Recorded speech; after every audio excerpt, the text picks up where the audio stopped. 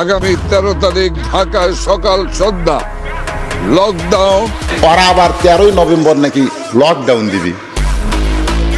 এই ছেলেরা মোবাইলে দিচ্ছে না, ফেসবুকে দিচ্ছে না, আগামী 13ই নভেম্বর লকডাউন দিবি, ওরা আবার ফিরে আসবি, আবার ফিরে আসবি।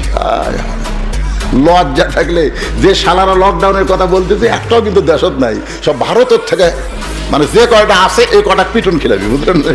যে কয়টা থেকে লুকে টুকে আছে এরা না পিটন খাবি, এরা আবার ধরে জেলত দিবি। এ পর্যন্ত ডক্টর ইউনূস কিন্তু বুড়া হলেও কাম করতেছে, 3000 ধরিছে, এ পর্যন্ত 3000 ধরিছে। পাবনা এলাকার কেউ যেন ভুলেও বের হন না ভাই, ওরা কিন্তু ভারতের থেকে মজা মারতেছে, সব টাকা মেরে লেগে তারা বসে থাকে খাচ্ছে। জোরে করে কথা ঠিক না? লকডাউন দিবি, লকডাউন। ছেলেরা এখনো জীবিত আছে, তোমার পুলিশ তোমার আর্মি থাকার বড়, তোমাকে যদি বাংলাদেশ থেকে ভারতে পালাতে হয়, এখন আর্মি পুলিশ তোমার হাতে নেই, এখন বের হওয়া পিটন খাওয়া। ধরে কোন কথা ঠিক কিনা?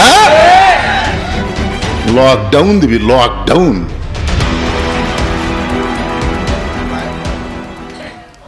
কি আমাদের সজাগ হওয়ার দরকার আছে না নাই? আমরা বলতেছি আসো, যেভাবে মাথা ডাবে থাকো, মাথা ডাবে থাকো, মাথা উঁচা করো না, একটা মাথা সাইজ হয়ে যাবে। আমার এক গ্রাম সম্পর্কে ভাই, আর একটা ছেলে হয়েছে, খুশির চোটে আমার কাছে 500 টাকা দিয়ে এসে বলতে, ভাই আপনি একজন আলেম মানুষ, আমার ছেলের নামটা রাখেন তো। আমি চিন্তা করলাম, টাকাও 500 টাকা দেখা যায়, কি নাম থুই। কিছুক্ষণ পরে আমার মাথার মধ্যে আসলো, আমি বললাম, ভাই তোমার এই ছেলের নাম রাখো আবু সাইদ। যেই বলছে আবু সাইদ, ওই হাতের মধ্যে 500 টাকা দিয়ে কয়, আমার মনেই ছিল না ভাই রে।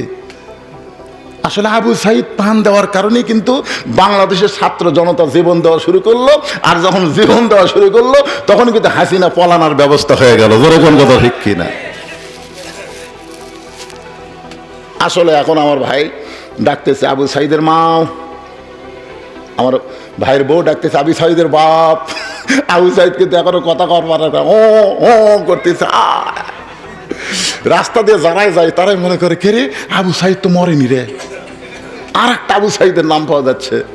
সম্পর্কে আমার খালা হয়, একদিন মোবাইল করে বললো, অনেক দূরে বাড়ি, যে বাবা বহু তদবির করার পরে তোমার খালা তো বোনের একটা মেয়ে হচ্ছে, তুমি একটা আলেম মানুষ, মেয়েটার নাম একটা ভালো রাখো তো বাবা।